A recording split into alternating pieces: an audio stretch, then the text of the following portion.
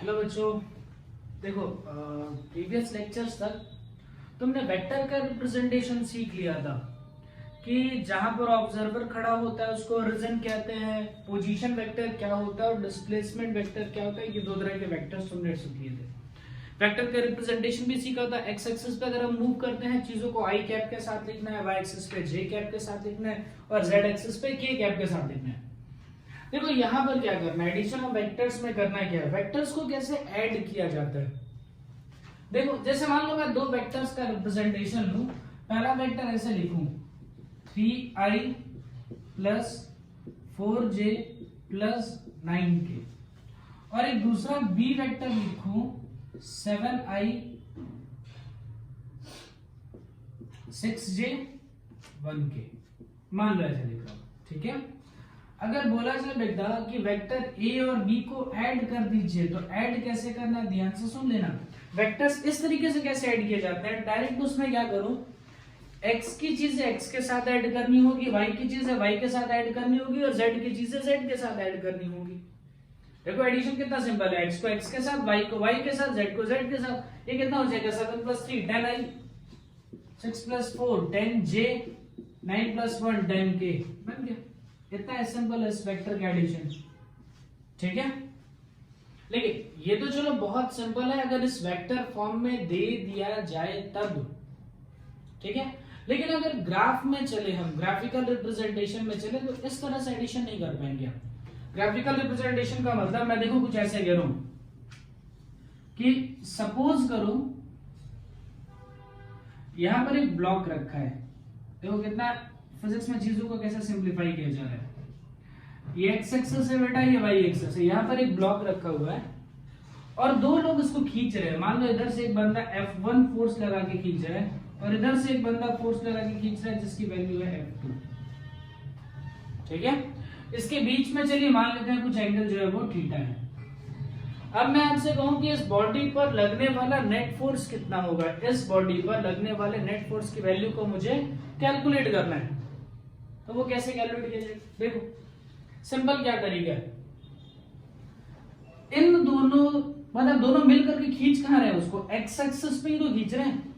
देखो इस फोर्स का मान लो मैं किसी ब्लॉक पे इस तरीके से फोर्स लगाऊं ऐसे, तो ये फोर्स इस ब्लॉक को आगे भी ले जाएगा और ऊपर भी ले जाएगा, दोनों काम करेगा। अगर मैं इस तरीके से फोर्स लगाऊं, ऐसे सोचो ना यार, इस तरीके से मैं फोर्स लगाऊं ऐसे, तो देखो ये ब्लॉक आगे भी जा रहा है और ऊपर भी जा रहा है, यानी इसका मूवमेंट एक्स एक्सिस पे भी हो रहा है और इसका मूवमेंट वाई एक्सिस पे भी हो रहा है, ठीक है। देखो इसका रिजल्टेंट कैसे लिखते हैं, इसका रिजल्टेंट कहां पर लिखा जाएगा, कैसे लिखा जाएगा। एक्चुअल में जो होता है इसका रिजल्टेंट ऐसे बीच में आता है, उसको लिखते हैं एफ नेट। बताता हूं वो लिखा कैसे जाता है, रिप्रेजेंटेशन कैसे होता है। देखो क्या करना होता है, एक वेक्टर बना रहा हूं F1, वाई से एक वेक्टर बनाया F1, इसको कहते हैं हेड, इसको कहते हैं टेल। ये तुम्हारी किसी भी वेक्टर का स्टार्टिंग पॉइंट है और ये उस वेक्टर का एंडिंग पॉइंट है। ध्यान से इस चीज को समझ लेना, इस वेक्टर का ये स्टार्टिंग पॉइंट है, ये वाला उस वेक्टर का एंडिंग पॉइंट है। पहला वेक्टर बनाया, पहले वाले वेक्टर के हेड पे दूसरे वाले वेक्टर का टेल बनाइए, पहले वाले वेक्टर के हेड पे दूसरे वाले वेक्टर का टेल बनेगा, ठीक है। अच्छा जरा देखिए, ध्यान से सुनना, ये वाला जो एंगल होगा, ये एंगल होगा F1 और F2 के टेल टू टेल का बीच का। जैसे मान लो मैं F1 को आगे बढ़ाऊं, F1 को ऐसे आगे बढ़ाता हूं, F1 को चलो ऐसे आगे बढ़ा दिया मैंने, ठीक है। अब जरा ये एंगल सोचो क्या है, ये एंगल है F1 और F2 के टेल टू टेल के बीच का एंगल। ध्यान से देखो, F1 और F2 के टेल टू टेल के बीच का एंगल कितना होगा, थीटा। F1 और F2 के टेल टू टेल के बीच का एंगल कितना है, थीटा। तो मैं चलो फिर से देखो क्या किया गया, पहले एक वेक्टर ड्रॉ किया F1, पहले वाले वेक्टर के हेड पे दूसरे वाले वेक्टर का टेल रखना है, पहले वाले वेक्टर के हेड पे दूसरे वाले वेक्टर का टेल रखना है, ठीक है। रख दिया। अब ये एंगल देखो कैसे पता चलेगा, F1 को आगे बढ़ाओ। अब ये सोच रहे हो कि सर F1 को आगे कैसे बढ़ाया जा सकता है, तो देखो एक बहुत सिंपल सा तरीका है बेटा। मान लो ब्लॉक है, इस पे से 5 न्यूटन का फोर्स लगा रहे हैं। क्या अगर मैं इसको इस तरीके से लिखूं तो कुछ गलत है क्या भाई? अगर 5 न्यूटन मैं ऐसे लगा रहा हूं तो भी उसी डायरेक्शन में चलेगा, और 5 न्यूटन अगर मैं यहां रिप्रेजेंट कर रहा हूं तो भी तो उसी डायरेक्शन में चलेगा। दोनों क्या है, दोनों सेम हुए, दोनों में कोई डिफरेंस नहीं है। इसका मतलब तुम फोर्स को उसके लाइन ऑफ एक्शन में आगे पीछे बढ़ा सकते हो। किसी भी फोर्स को तुम उसके लाइन ऑफ एक्शन में आगे पीछे इंक्रीज कर सकते हो। तो ये फोर्स था, इसको लाइन ऑफ एक्शन में मैंने बढ़ा दिया, ठीक है। तो बढ़ा करके देखा तो ये एंगल मिल रहा है मुझे थीटा। चलो ठीक है। रिजल्टेंट कौन सा होगा, ध्यान से सुनो। ये स्टार्टिंग पॉइंट था F1 का, ये वाला एंड पॉइंट है F2 का। अब ये तुम्हारा फाइनल स्टार्टिंग हो गया, ये फाइनली तुम्हारी एंडिंग हो गई। तो तुम्हारा जो नया वेक्टर बना वो क्या हुआ, स्टार्टिंग से फाइनल तक पहुंचो, ये हो गया रिजल्टेंट वेक्टर, या फिर आप कह सकते हो नेट फोर्स। तो देखो एक बार कैसे याद रखना है, देखो याद कैसे रखना है, पहले वाले वेक्टर के हेड पर दूसरे वाले वेक्टर का टेल।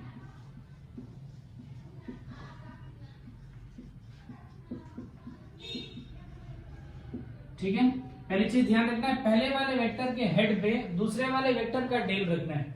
और एंगल कौन सा देखना है, एंगल जो होगा टेल टू टेल के बीच का देखा जाएगा। एंगल टेल टू टेल के बीच लिया जाएगा, ठीक है। रिजल्टेंट कौन सा होगा, स्टार्टिंग जो मेन स्टार्टिंग था और जो मेन पॉइंट जहां पे खत्म हो रहा है वो जो मेन एंडिंग है, स्टार्टिंग से लेकर के एंड पे पहुंच जाओ, यही जो होगा वो क्या होगा, आपका नेट रिजल्टेंट आएगा, ठीक है। स्टार्टिंग से एंडिंग पे पहुंचो, यही आपका क्या आएगा, नेट रिजल्टेंट आ जाएगा, ठीक है। चलो इसको हम सॉल्व करने की कोशिश करते हैं। ये सिर्फ सारी चीजें हटा रहा हूं, सब कुछ जाने के लिए। देखो रिप्रेजेंटेशन अच्छे से समझ लो तो ही आप नेट फोर्स निकाल पाएंगे। फोर्स नहीं निकाल पाएंगे, वेक्टर नहीं जोड़ पाएंगे तो आगे कोई चीजें नहीं होंगी। ये बहुत इंपॉर्टेंट टॉपिक है बेटा, बहुत इंपॉर्टेंट टॉपिक है। देखो एग्जांपल कैसा रख रहा हूं, ध्यान से सुनना। मान लो पहला इस जैसे एग्जांपल हमने लिया था कि इस ब्लॉक पे एक फोर्स F1 ऐसे लग रहा है, मान लीजिए 5 न्यूटन का, और एक फोर्स ऐसे लग रहा है, मान लीजिए वो भी 5 न्यूटन का, और इन दोनों फोर्स के बीच का एंगल है 60 डिग्री। मैं आपसे पूछूं नेट फोर्स कितना होगा, नेट फोर्स कितना होगा वो कैसे लिखना है। तो देखो कैसे नेट फोर्स निकाला जाएगा, ध्यान से सुनते चलना। क्या करना है, पहले वाले वेक्टर के हेड पे, तो पहला वाला वेक्टर ड्रॉ कर लो। पहला वाला वेक्टर हो गया F1। पहले वाले वेक्टर के हेड पे दूसरे वाले वेक्टर का टेल रखना है, तो दूसरा वाला वेक्टर ये चला, ये कौन सा हुआ, F2। देखो पहला स्टेप हो गया, पहले वाले वेक्टर के हेड पे दूसरे वाले वेक्टर का टेल रखना है। ये जो पॉइंट है ये आपका स्टार्टिंग पॉइंट है और ये आपका फाइनल एंड पॉइंट है। तो अगर आप फाइनली स्टार्टिंग और जहां लास्ट खत्म हुआ उसको मिला दीजिए, यही क्या हो जाएगा, नेट फोर्स, ठीक। चलो अब नेट फोर्स निकालना कैसे, ध्यान सुनना, पाइथागोरस का यूज किया जाएगा, बहुत सिंपल तरीके से हो जाएगा। क्या इस फोर्स को इसके लाइन ऑफ एक्शन में इंक्रीज किया जा सकता है, देखो ऐसे लाइन ऑफ एक्शन में इस फोर्स को इंक्रीज किया जा सकता है। अरे ये एंगल क्या बनेगा, थीटा। ये थीटा कौन सा एंगल है, ध्यान से देखना, बताया था F1 वाले फोर्स को उसके लाइन ऑफ एक्शन में बढ़ा सकते हो, तो ये वाला फोर्स F1 हुआ और ये वाला फोर्स F2 हुआ, तो ये किसके किसके बीच का एंगल है, उसके देखो टेल टू डेल के बीच का एंगल है। देखो F1 का डेल यहां पर है, F2 का भी डेल यहां पर है, टेल टू डेल के बीच का एंगल कितना है यहाँ पर 60 डिग्री, यानी यहां पर थीटा की वैल्यू कितनी आएगी 60 डिग्री आएगी। इसको इस तरीके से रिप्रेजेंट करना आपको पहले आना चाहिए, कैसे हम एक वेक्टर को ऐसे एडिशन के टाइम पे ऐसे इस तरीके से रिप्रेजेंट कर सकते हैं। एक्चुअली में इसको कहा जाता है triangle law of vector addition, क्योंकि एक ट्रायंगल बन रहा है ना, ट्रायंगल में क्या है, दो साइड्स हैं वो फोर्स हैं, और जो तीसरा साइड है जो बड़ा वाला साइड बन रहा है वो क्या है आपका रिजल्टेंट है, इसको कहा जाता है triangle law of vector addition. ठीक है, फिलहाल एफ नेट की वैल्यू लिखोगे कैसे, कैसे उसकी वैल्यू आएगी, और ध्यान से देखना, मैंने क्या किया, यहां से एक परपेंडिकुलर ड्रॉप किया, ऐसे एक परपेंडिकुलर को ड्रॉप कर रहे हैं। अब थोड़ा सा ट्रिग्नोमेट्री का यूज करते हैं, ये पूरी डिस्टेंस है F2, ठीक है, पूरी डिस्टेंस है F2। जरा ट्रायंगल को देखो, ये वाला ट्रायंगल अलग से ड्रॉ कर रहा हूं, मान लो ये पॉइंट है A, ये B, ये C, ये D, ठीक है, एक ट्रायंगल ड्रॉ कर रहा हूं A B C, A B C ये एंगल थीटा, और ये वाला है F2। अच्छा एक बात बताऊं, जरा इस ट्रायंगल में cos थीटा लगा करके देखना, cos theta is equal to क्या हो जाएगा, बेस ओवर हाइपोटेन्यूस, बेस की वैल्यू कितनी हो जाएगी BC डिवाइडेड बाय हाइपोटेन्यूस की वैल्यू कितनी हो जाएगी F2, तो BC इज इक्वल टू कितना आया F2 cos थीटा, यानी B से लेकर के C तक की जो डिस्टेंस होगी ये डिस्टेंस आ गई F2 cos थीटा। ठीक है, ऐसे ही जरा सोचो, इसी ट्रायंगल में मान लीजिए मैं sin थीटा लगाता हूं, तो sin थीटा से इक्वल टू क्या हो जाएगा, परपेंडिकुलर अपॉन हाइपोटेन्यूस, तो परपेंडिकुलर यानी कितना AB ओवर हाइपोटेन्यूस की वैल्यू कितनी हो जाएगी F2, तो AB इज इक्वल टू कितना आ जाएगा F2 sin थीटा, AB की वैल्यू कितनी हो जाएगी F2 sin थीटा। ठीक है, इतनी बात समझ गए। अब एक काम करता हूं, ये हटाता हूं, ये पूरी चीजें हटा दे रहा हूं, उस ट्रायंगल को ड्रॉ करता हूं, ध्यान से सुनना, आपको निकालना क्या था, आपको फाइंड क्या करना था, आपको नेट फोर्स फाइंड करना था। अब मैं एक ट्रायंगल ड्रॉ कर रहा हूं A B D का, देखो A B D वाला ट्रायंगल मैंने ड्रॉ करना है, यहां से आप देखिए डिस्टेंस कितनी ली F1, ये वाली डिस्टेंस थी F1। डिस्टेंस क्यों ले रहा हूं वो समझ रहे हो क्या, बताया था कि वेक्टर्स में दो चीजें होती हैं, मैग्नीट्यूड एंड डायरेक्शन। तो अगर मैंने यहां लिखा है force F1 is equal to 5 newton, तो 5 न्यूटन है क्या, उसका मैग्नीट्यूड है, और मैग्नीट्यूड का मतलब बताया था कोऑर्डिनेट सिस्टम में चलिए, तो मैग्नीट्यूड का मतलब क्या होता है, डिस्टेंस ओरिजिन से या फिर जहां पर ऑब्जर्वर खड़ा है वहां से उसकी डिस्टेंस को ही हम क्या कहते हैं, मैग्नीट्यूड। चलो यहां से आते डिस्टेंस F1, यहां से आते डिस्टेंस F2 cos थीटा, यानी ये पूरी नीचे वाली लेंथ हो जाएगी F1 plus F2 cos theta, ये वाली लेंथ हो जाएगी F2 sin theta, F2 sin theta. क्या ये नेट फोर्स है, ये नेट फोर्स निकाला नहीं जा सकता क्या, ये राइट एंगल ट्रायंगल है, पाइथागोरस का यूज करिए, क्या निकल के आ जाएगा, F net is equal to under root इसका स्क्वायर, बेस का स्क्वायर प्लस परपेंडिकुलर का स्क्वायर, इसका स्क्वायर करो कितना हो जाएगा F1 plus F2 cos theta का whole square plus F2 sin theta का स्क्वायर। ठीक है क्या, डन। अब ब्रैकेट खोल दो, थोड़ा सा सॉल्व करो, F नेट लिखते हैं, क्या आएगा बेटा, अंडर रूट, इसको खोलो, F1 का square plus F2 square cos square theta plus 2 times of F1 F2 cos theta plus F2 का स्क्वायर sin स्क्वायर थीटा।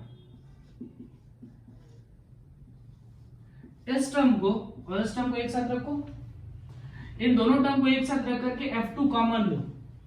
जैसे ही F2 का स्क्वायर कॉमन लोगे बचेगा cos square theta plus sin square theta और उसकी value हो जाएगी 1, यानी क्या बचेगा अंडर रूट F1 का स्क्वायर प्लस F2 का square plus 2 times of F1 F2 cos theta, बस हो गया, नेट फोर्स आ गया। यानी आप कहीं भी उस फोर्स को कैलकुलेट कर सकते हो जो दो फोर्सेस के कॉम्बिनेशन से मिल रहा है, ठीक है। नेट फोर्स कैसे लिखा, जैसे देखो F1 की वैल्यू कितनी है 5, F2 की वैल्यू कितनी है 5, थीटा क्या था टेल टू टेल के बीच में बनने वाला एंगल, टेल टू टेल के बीच में एंगल कितना बना था 60, cos 60 की वैल्यू कितनी होती है 1/2, ठीक है। ये रख करके इसको F नेट की फोर्स की वैल्यू आप कैलकुलेट कर सकते हैं। बहुत इंपॉर्टेंट कॉन्सेप्ट है, इसको ध्यान से लिख लीजिए, फिर हम आगे चलते हैं, ठीक है। आगे बढ़ते हैं, इसमें एक टर्म और समझ लेते हैं। जैसे देखो चलो नेट रिजल्टेंट वेक्टर कितना आएगा वो तो समझ में आ गया, लेकिन उसको ड्रॉ कहां पर करना है वो जरा ध्यान से सुनिएगा। मान लो सपोज करो ये एंगल हम सपोज करते हैं कुछ अल्फा, देखो ये एंगल अल्फा हो मतलब ये वाला एंगल अल्फा होगा, यानी ये वो एंगल है जो एफ नेट F1 के साथ बना रहा है, ये वो एंगल है जो नेट फोर्स F1 के साथ बना रहा है। क्या F1 ये रहा और रिजल्टेंट जो होगा वो यहां कहीं बीच में आएगा F नेट, और ये वो एंगल होगा अल्फा जो F नेट F1 के साथ बना रहा है। देखो अल्फा किसके किसके बीच में एंगल है, F नेट और F1 के बीच में। यहां देख लो अल्फा किसके बीच का एंगल है, F नेट और F1 के बीच में एंगल है, और यहां से अल्फा निकालना बहुत इजी है। कैसे अल्फा निकल जाएगा, यहां पर tan थीटा अप्लाई करो तो tan alpha is equal to क्या हो जाएगा परपेंडिकुलर ओवर बेस, यानी F2 sin theta divided by F1 plus F2 cos theta. यहां से आपको एंगल पे पता चल जाएगा कि कितने एंगल पे आपको नेट फोर्स को ड्रॉ करना है, ठीक है। चलिए एक बार ऐसे ही सेम टू सेम कोई क्वेश्चन परफॉर्म करते हैं, उसको करके देखते हैं सॉल्व हो पाता है या नहीं।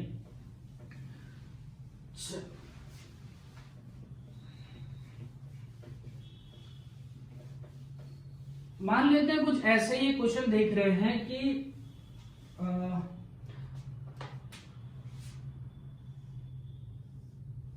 इस तरीके से ले लो, एक फोर्स F1 लिया जाता है मान लीजिए 10 न्यूटन, ठीक है, और एक ऊपर ले रहा हूं ऐसे एकदम परपेंडिकुलर में, इस फोर्स की वैल्यू लेता हूं 20 न्यूटन मान लीजिए। एंगल कितना बन रही है 90 डिग्री। ध्यान रहे कैसे काम कर रहा हूं, स्टेप्स याद रख लीजिए। पहला वाला वेक्टर ड्रॉ करना है, पहला वेक्टर ड्रॉ करो F1,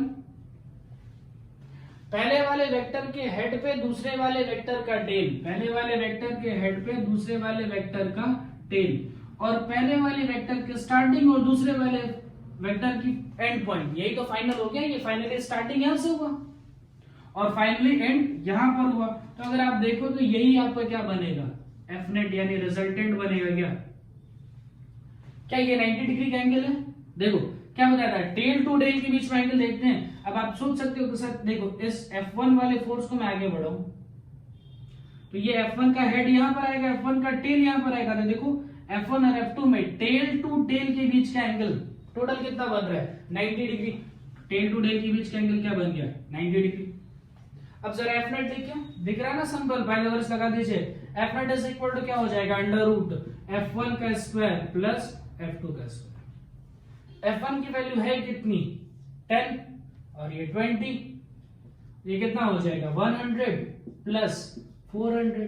सॉल्व कीजिए कितना आ गया अंडर रूट 500, यानी कि कितना 10 अंडर रूट 500। सिंपल क्वेश्चन था, ठीक। आप चाहो तो जो प्रीवियस में तुमने फॉर्मूला निकाल के रखा है ना, उससे भी लगा करके उसको सॉल्व कर दे तो भी एक टाइम में सॉल्व हो जाता। जैसे एफ नेट का तुमने रिजल्टेंट का फॉर्मूला निकाला, वो फॉर्मूला आया था प्रीवियस में, देख लेना F1 का स्क्वायर प्लस F2 का square plus 2 F1 F2 cos theta, where theta is the angle between tails of the two vector। Tail to tail के बीच का एंगल लेना है, वो एंगल कितना लेना है आपको थीटा। यहाँ थीटा है कितना 90 डिग्री। टेल टू टेल के बीच का एंगल 90 डिग्री, cos 90 कितना होता है 0। ये पूरा टर्म क्या हो जाएगा 0। तो बचा कितना F net is equal to क्या मिला अंडर रूट f1 का स्क्वायर प्लस खत्म। ठीक है, चलो ये बात समझ में आ गई कि हम दो वेक्टर्स को ऐड कैसे करते हैं। अब चलो मान लो कि तुमसे ऐसा पूछा, हाँ रिजल्टेंट ड्रॉ करना आया बेटा, रिजल्टेंट होगा क्या, एफ नेट की वैल्यू क्या होगी यहाँ बीच में आएगी, एफ नेट की वैल्यू यहाँ बीच में आएगी और उसकी वैल्यू कितनी होगी tan अंडर रूट 5। ये वाला एंगल मान लो अल्फा, देखो यानी एफ नेट और F1 के बीच में कितना एंगल माना गया अल्फा, यही है एफ नेट ना रेड वाला, और F1 कौन सा है ब्लू वाला, तो दोनों के बीच में एंगल कौन सा है अल्फा। वहां से अल्फा निकाल सकते हो क्या, tan थीटा जरा लगाओ ना यहाँ पे, tan theta is equal to क्या होता है परपेंडिकुलर ओवर बेस, यानी F2 divided by F1। F2 कितना हो जाएगा 20 डिवाइडेड बाई 10, ये हो गया tan अल्फा। tan अल्फा की वैल्यू कितनी आ गई 2। तो यहां से आपको एंगल भी मिल जाएगा, ये एंगल कितना होगा वो वहां से निकालोगे। मैथमेटिक्स वाले आगे जाकर के सीखेंगे कि इसको 10 को इधर ट्रांसफर करके अल्फा निकालते कैसे हैं। ठीक है, बायो वाले अभी तक कितना सोचे, इतना देर में रहने देते हैं, फिर जब ट्रिग्नोमेट्री पढ़ाऊंगा तो उसमें इनवर्स ट्रिग्नोमेट्रिक फंक्शन बताऊंगा, तो इसमें बताऊंगा कि ये चीजें निकाली कैसे जाती है। ठीक है, कैलकुलेटर में भी आपको सिखा दूंगा ये निकालते कैसे।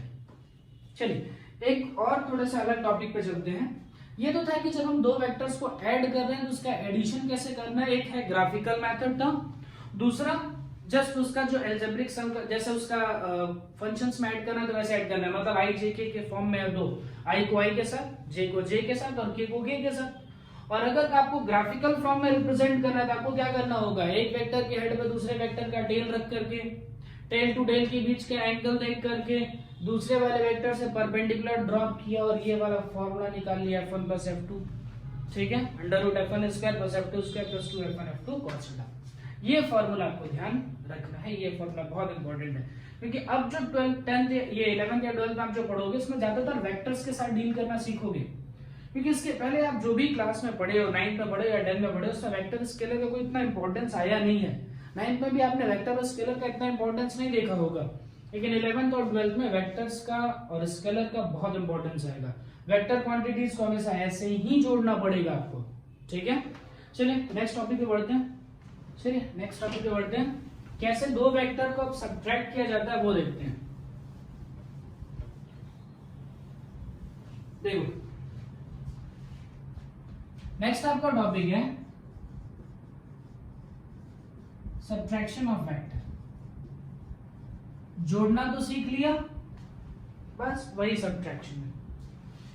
इसके लिए इंपॉर्टेंट फैक्ट क्या है, ध्यान से सुनना, इसका इंपॉर्टेंट फैक्ट क्या है। मान लो मैं एक वेक्टर ए लिख रहा हूं, ठीक है, और एक वेक्टर लिख रहा हूं माइनस ए, तो दोनों में डिफरेंस आपको समझ में आना चाहिए। अगर मैं लिख रहा हूं वेक्टर ए और एक लिख रहा हूं माइनस ऑफ वेक्टर ए, मतलब क्या कि अगर ये वेक्टर पॉजिटिव एक्स डायरेक्शन में होता तो माइनस ए का जो डायरेक्शन होगा वो निगेटिव एक्स एक्सिस पे होगा। ध्यान से सुनना, फिजिक्स में जो चीजें होती हैं पॉजिटिव या नेगेटिव जो भी हम लगाएंगे वो सब चीजें जो है वो डायरेक्शन को शो करने के लिए ही यूज किया जाता है। जब भी फिजिक्स में आप चीजों में पॉजिटिव साइन लगाओगे या नेगेटिव साइन लगाओगे तो वो सिर्फ क्या बताएगा, एक डायरेक्शन को रिप्रेजेंट करेगा। ठीक है, जैसे आप वाले से क्वेश्चंस करोगे, जो आपके पास डायरेक्शंस होती है ना, ये डायरेक्शन होती है ना, अब अगर फिजिक्स में इसको यूज करोगे तो ये कौन सा एक्सिस हो जाएगा, एक्स एक्सिस। इसको यूज करोगे तो कौन सा एक्सिस हो जाएगा, वाई एक्सिस। ये पॉजिटिव एक्स आएगा, ये नेगेटिव एक्स आएगा, ये पॉजिटिव वाई आएगा, ये नेगेटिव वाई आएगा। तो आप डायरेक्शंस को भी फिजिक्स में ऐसे लेकर के चलोगे। जैसे मान लो प्लस एक्स लिखना है तो यहाँ पर क्या लिखा जाएगा, प्लस आई कैप, माइनस एक्स लिखना है माइनस आई कैप, प्लस वाई लिखना है प्लस जे कैप, माइनस लिखना है माइनस जे कैप। ठीक है, मान लो ये ऐसे होता है ना बेटा, नॉर्थ ईस्ट अगर इस तरह से लिख रहे हो तो इस तरीके से फ्लैट सरफेस पे होगा, और ऊपर और नीचे चलो तो कौन सा एक्सिस बन गया, जेड एक्सिस। देखो जैसे ये मान लो एक्स एक्सिस है, ये मान लो वाई एक्सिस है, तो ये ऊपर वाला कौन सा एक्सिस हो गया, जेड एक्सिस हो जाएगा। ठीक है, मतलब आप डायरेक्शंस को किस तरीके से मैथमेटिक्स में फिजिक्स में रिप्रेजेंट कर रहे हो उसको जरा ध्यान से समझ लेना। ठीक है, ओके। देखो सब्ट्रैक्शन कैसे किया जाता है, एडिशन तो हम समझ गए हैं। सब्ट्रैक्शन के लिए करना क्या है तुम्हें, देखो सब्ट्रैक्शन के लिए क्या करना है, दो वेक्टर्स को ऐड करना है, लेकिन ऐड करते समय डायरेक्शन को बदल देना है। मतलब अगर मान लो मैं लिखता हूं a माइनस बी, इसका मतलब होता है a plus minus of B, यही तो मीनिंग हुआ। अगर मैं लिख रहा हूं a माइनस बी, इसका मतलब क्या हो गया, vector a plus minus of vector B. क्या माइनस ऑफ वेक्टर बी का मतलब हो जाएगा change the direction of vector B, यही तो इसका मीनिंग होगा। एक नेगेटिव साइन लगा रखा है, मतलब बी के डायरेक्शन को क्या करो, चेंज करो। अब देखो कैसे काम करना है, ध्यान से सुनना समझना, इसको कैसे करेंगे। मान लो कोई इस तरीके से सोचो कि एक वेक्टर है इस तरीके से F1 और चल यहां पर एक वेक्टर है F2, ठीक है, ये वाला वेक्टर F1 और ये वाला वेक्टर है F2।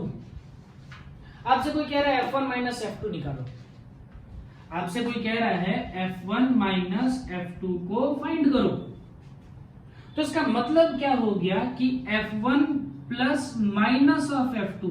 इसका मतलब पहले आप करिए क्या, देखो F1 माइनस F2 का मतलब तो ये होगा, मतलब आपको करना क्या होगा, सबसे पहला काम करिए F2 के डायरेक्शन को बदल दीजिए, अपोजिट कर दीजिए। तो F2 का डायरेक्शन इधर था, उसके डायरेक्शन को बदल दो, नेगेटिव साइन लगा मतलब उसके डायरेक्शन को बदल करके हमने F2 यहां लगा दिया, ठीक।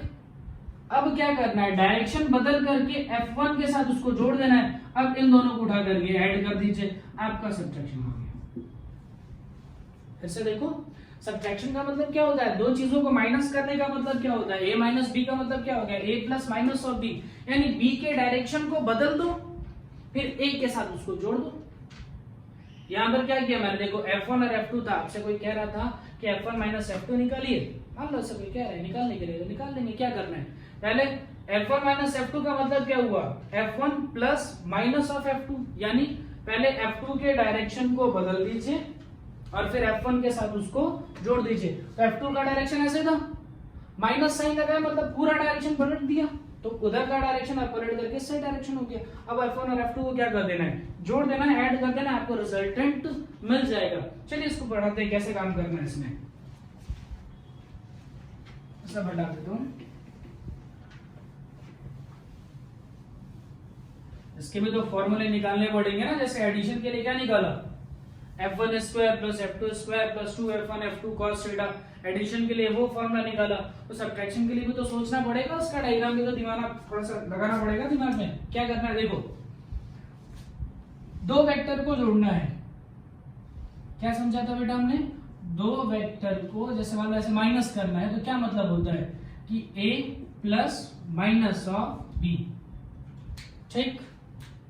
देखो मान लो ये वेक्टर है a, ये वेक्टर है a और इसके साथ में एक वेक्टर है ऐसे b। पहले वाले वेक्टर के हेड पे दूसरे वाले वेक्टर का टेल रखना है, पहले वाले वेक्टर के हेड पे दूसरे वाले वेक्टर का टेल रखा गया है। अब ये फाइंड करना है ना, पहला स्टेप क्या है, पहला step a plus minus of B, minus of B निकालने का मतलब क्या करना पड़ेगा, चेंज द डायरेक्शन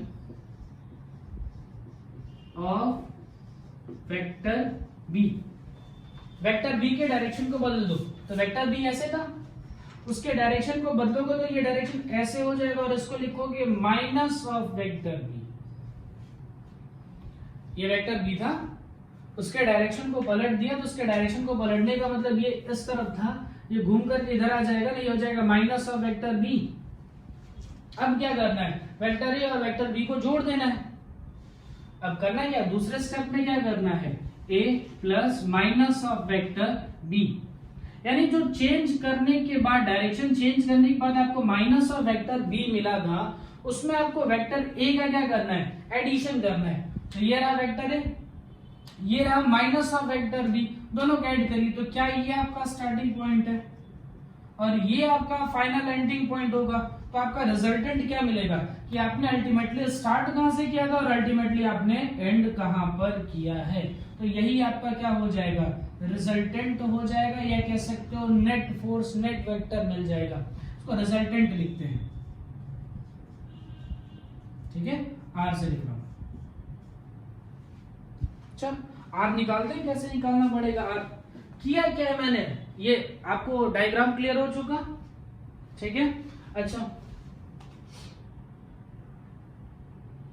ये एंगल होगा ना बेटा थीटा, टेल टू टेल के बीच का एंगल क्या लेते हैं, थीटा। यानी काम करता है, जो तुम्हारा एडिशन वाला फॉर्मूला आया था उसी फॉर्मूले में b की जगह माइनस b रख देते हैं। जैसे देखो एडिशन वाला फॉर्मूला क्या था, अंडर रूट f1 का स्क्वायर प्लस f2 का square plus 2f1 f2 cos theta. यही कहता ना एडिशन के टाइम पे, एडिशन के टाइम पे सेम फॉर्मूला बना था। क्या करना है इसमें, b की जगह पर माइनस b रख दो, काम तो हो जाएगा। b की जगह पे क्या रख दो, माइनस b रख दो, अपना काम हो जाएगा, रख दो यहाँ पे।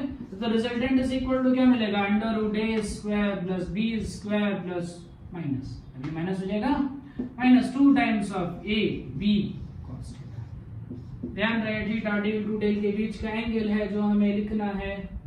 बस ये सब्ट्रैक्शन के लिए काम आ गया, ये किसके लिए काम आ जाएगा, एडिशन के लिए काम आ जाएगा। डायग्राम दोनों का आपको क्लियर होना चाहिए। ये चीज बहुत ज्यादा इंपॉर्टेंट है, कैसे आप दो चीजों को जोड़ते हो, डायरेक्शन को पलट करके कैसे ऐड करते हो। ये रिलेटिव मोशन हम पढ़ेंगे, एक के रिस्पेक्ट में जब पढ़ेंगे दूसरे को, रिलेटिव मोशन में ये डायग्राम बहुत काम आते हैं कि कैसे दो वेक्टर्स को ऐड या सब्ट्रैक्ट किया जाता है। ठीक है, कुछ चीजों को समझने की कोशिश करते हैं। जैसे तुमने एक्सेलरेशन पढ़ा है, वेलोसिटी पढ़ी है। वेलोसिटी का कंटेक्स्ट जो है वो बिल्कुल हम चेंज कर रहे हैं। जैसे आप वेलोसिटी को आज तक डील करते आए वो बिल्कुल बदल जाएगी। मैं आपको एक एग्जांपल समझाता हूं। देखो मान लो ये सर्कुलर मोशन में कोई चीज ऐसे घूम रही है, या फिर ऐसे सर्कुलर पाथ में ऊपर से कोई चीज गिरी तो नीचे गिरेगी तो उसकी स्पीड जो है वो बढ़ती जाएगी, एक सर्कल बन जाए, ठीक है। ऐसे ऊपर से मान लो कोई चीज नीचे गिर रही है, उसकी स्पीड बढ़ती जाएगी। यहां पर उसकी स्पीड थी मान लो 10 मीटर पर सेकेंड, यहां पर आ गई उसकी स्पीड मान लीजिए कुछ 15 मीटर पर सेकेंड, और यहां पहुंचते पहुंचते उसकी स्पीड हो गई कुछ 30 मीटर पर सेकेंड। मान लो तो ये ऑब्जेक्ट ऐसे चल के इधर तक पहुंचा, इस तरीके से उसका मोशन हुआ, ऐसे नीचे गिरते समय उसकी स्पीड ऐसे बढ़ चुकी। अब होगा क्या इसमें, आपसे मैं पूछ रहा हूं कि चलो ये वाली वेलोसिटी 1 हो गई, ये वाली वेलोसिटी 2 हो गई और ये वाली वेलोसिटी 3 हो गई। मैं आपसे पूछूं बेटा चेंज इन वेलोसिटी फाइंड करो। जैसे मान लीजिए मैं आपसे पूछ लूं कि v2 माइनस v1 की वैल्यू को फाइंड कीजिए, या फिर v3 माइनस v2 की वैल्यू को फाइंड कीजिए, या फिर v3 माइनस v1 फाइंड करो। ये वैल्यूज को फाइंड करना है, ये तीनों निकालने हैं। चलो अगर आप वेक्टर्स को ठीक से नहीं समझोगे तो आप देखो उसके आंसर्स क्या लिख दोगे। इसके आंसर v2 माइनस v1 की वैल्यू लिख दोगे 15 माइनस 10 यानी कि 5, ठीक। फिर v3 माइनस v2 की वैल्यू लिख दोगे 15, और v3 माइनस v1 की वैल्यू लिख दोगे 20। ये तीनों गलत हो गए, ये तीनों गलत हो गए। क्या गलत हो गया देखो ध्यान से। इस पॉइंट पे जो वेलोसिटी है उसका डायरेक्शन इधर है, जब ये नीचे गिर रही है तो इस पॉइंट पे इस वेलोसिटी का डायरेक्शन इधर है, जब ये यहां पहुंच गई तो इस पॉइंट पे वेलोसिटी का डायरेक्शन इधर है। देखो अगर मैंने यहां चेंज इन वेलोसिटी की जगह लिखा होता चेंज इन स्पीड तो आपका ये फैक्टर सही आता, क्योंकि स्पीड कैसी क्वांटिटी है, स्केलर, उसमें डायरेक्शन का कोई लेना देना नहीं है। वो जैसे उसको ऐड कर दो, जैसे उसको माइनस कर दो, उसमें कोई लेना देना नहीं है। लेकिन आपसे पूछा क्या गया है, चेंज इन वेलोसिटी। आपको वेलोसिटी को प्लस करना है, वेलोसिटी को माइनस करना है। Velocity is a vector quantity. ध्यान से इस चीज को समझ में आती है, हमने 9 से पढ़ते आ रहे हैं। वेलोसिटी जो है ये एक वेक्टर क्वांटिटी है। तो इसको अगर आपको ऐड करना है, सब्ट्रैक्ट करना है, तो इसमें डायरेक्शन के साथ में आपको चीजों को जोड़ना होगा या माइनस करना होगा। विद डायरेक्शन आपको फाइंड आउट करना होगा। जैसे देखो V1 लिखा जाए तो V1 की वैल्यू 10 नहीं होगी, V1 की वैल्यू लिखी जाएगी 10। कौन से डायरेक्शन में चल रहा है वो, कौन से डायरेक्शन में, एक्स एक्सिस पर मूवमेंट आ रही है, उसका मूवमेंट ऐसे एक्स एक्सिस पे, तो एक्स एक्सिस पे क्या लिखते हैं, आई कैप। तो V1 की हो गई 10 आई कैप, ऐसे लिखते ना बेटा, एक्स एक्सिस पे जाने वाली चीजों को आई कैप के साथ और वाई एक्सिस पे जाने वाली चीजों को जे कैप के साथ लिखते हैं। ये एक्स एक्सिस पे मूवमेंट हो रहा है तो इसकी वेलोसिटी कितनी हो गई 10 आई कैप। मान लो ये V2 नीचे आ रहा है तो V2 इज इक्वल टू कितना आया 15। नीचे आ रहा है मतलब कौन से एक्सिस पे आप बात कर रहे हो, वाई एक्सिस पे, इसके साथ क्या बनेगा माइनस जे, यानी इसकी वेलोसिटी होगी V2 is equal to minus 15 j cap. ऐसे V3 लिखे तो V3 इज इक्वल टू कितना आ जाएगा 30 है, इस डायरेक्शन में चल रहा है, इस डायरेक्शन में चलने का मतलब यहाँ पर क्या लिखोगे माइनस आई कैप, यानी यहाँ माइनस 30 आई कैप। अब यहां से आप इसका वेलोसिटी, यहां से आप इस वेलोसिटी का डिफरेंस फाइंड आउट कर सकते हो। V2 माइनस V1 यानी कि माइनस 15 जे माइनस 10 आई। इसको आगे सॉल्व नहीं करना होता है। आई में जे की चीजें ना तो जोड़ी जाती है ना तो माइनस की जाती हैं, ठीक है। V3 माइनस V2 करो, V3 माइनस V2 करोगे माइनस 30 आई माइनस माइनस 15 जे, यानी क्या बनेगा बेटा माइनस 13 आई प्लस 15 जे, ठीक है। ऐसे ही सोचोगे, मान लो V3 माइनस V1 किया जाए तो ये कितना हो जाएगा माइनस 30 आई माइनस 10। इसको ध्यान रखना है कि वेलोसिटी अगर आपसे बोला जाए तो अलग तरीके से सोचना है, स्पीड बोला जाए तो बिल्कुल अलग तरीके से सोचना है, क्योंकि वेलोसिटी एक वेक्टर क्वांटिटी है, उसमें डायरेक्शन का काम आने वाला है। बिना डायरेक्शन के आप चीजों को जोड़ नहीं सकते ऐसे। लेकिन इसके स्पीड कैसी क्वांटिटी है, स्केलर क्वांटिटी है, उसमें डायरेक्शन का कोई लेना देना नहीं है, वो डायरेक्ट आप एडिशन या सब्ट्रैक्शन में ले सकते हैं, ठीक है। अच्छा एक बात इसमें और समझनी होगी, मान लो मैं आपसे इसमें ये ना पूछ करके कि वेलोसिटी का डिफरेंस क्या होगा, ये ना पूछ करके अगर मैं पूछ लेता मैग्नीट्यूड में क्या चेंज आएगा, चेंज इन मैग्नीट्यूड, ठीक है। देखो तो मान लो ये जो चेंज निकल गया, इसका मैग्नीट्यूड अगर आपसे पूछ लिया जाए, V2 माइनस V1 का अगर मैग्नीट्यूड पूछा जाए तो मैग्नीट्यूड निकालने का क्या तरीका था, फॉर्मूला इसके पहले वाले टर्म पे याद कराया था बेटा, बहुत सिंपल सा फॉर्मूला था कि अगर कोई भी वेक्टर है, जैसे इसमें लिखता हूं AI plus BJ plus CK मान, ठीक है। इस वेक्टर का मैग्नीट्यूड कैसे लिखा जाता है, डिस्टेंस फॉर्मूले से ही डिराइव करके दिखाया था, under root A square plus B square plus C square, ठीक है। ये देख सकते हैं क्या, चेंज इन वेलोसिटी का मैग्नीट्यूड कैसे लिखोगे बेटा, V2 माइनस V1 का अगर मुझे मैग्नीट्यूड लिखना है तो क्या हो जाएगा अंडर रूट 15 का स्क्वायर प्लस 10 का स्क्वायर, कितना आ जाएगा 225 प्लस 100 325 रूट के अंदर, ठीक है। तो मैग्नीट्यूड निकालना भी हमें आ चुका, कैसे वेलोसिटी के साथ डील करनी है वो भी आ गया। इसमें एक वेरिएशन मैं आपसे और बोल सकता हूं, देखो जैसे इसी क्वेश्चन में थोड़ा सा वेरिएशन करता हूं। आपने एक वर्ड पढ़ा क्या, यूनिफॉर्म सर्कुलर मोशन, एक वर्ड आपने 9 में पढ़ा होगा। 9 की फिजिक्स को थोड़ा थोड़ा थोड़ा रिवाइज करते रहिए बेटा, ये सब चीजें 9 की यहाँ पर काम आने वाली है, खासकर 11th में 9 की फिजिक्स बहुत काम आती है। एक वर्ड अगर यूज किया जाए यूनिफॉर्म सर्कुलर मोशन, मतलब उसमें क्या होता है स्पीड नहीं बदलती, यूनिफॉर्म होता है। तो अगर मान लो मैं बोलूं कि ये 10 मीटर पर सेकेंड है तो यहां पर भी वेलोसिटी कितनी आएगी 10 मीटर पर सेकेंड। सपोज करो कि यहां से यहां आने में उसको जो टाइम लगा वो टाइम लगा 2 सेकेंड का। अब मैं आपसे पूछ लूं फाइंड एक्सेलरेशन,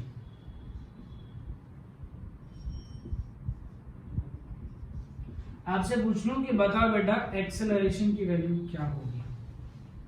देखो एक्सेलरेशन होता क्या है, acceleration is equal to v minus u upon t, final values minus initial, sorry final velocity minus initial velocity divided by time.